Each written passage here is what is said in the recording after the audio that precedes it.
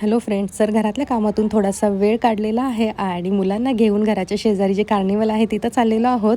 इथं ना प्रत्येक आठवड्याला काही ना काही इव्हेंट असतात आणि कार्निवल भरत असतात. आम्हाला मागचे 2 आठवडे बाहेर पडता आलं नाही, म्हणून आत्ता मुलांना घेऊन बाहेर पडलेलो आहोत. कार्निवल म्हटलं की भरपूर फूडचे स्टॉल, वेगवेगळे प्रोडक्ट आणि बऱ्याच नवीन नवीन गोष्टी पाहायला मिळतात. तर आम्ही फूड बसून ट्राय करतोय.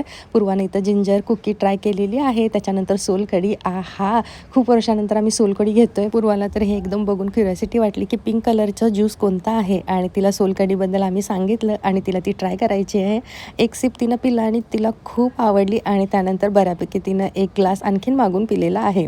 मी सुद्धा सोलकढी ट्राय करते आहे. घरीसुद्धा मी नेहमी बनवते, पण आजकाल कामामध्ये सगळ्या गोष्टी बनवायला मिळतच नाहीत. इथं आहेत उकडीचे मोदक. म्हटलं एक ट्रायच करावा.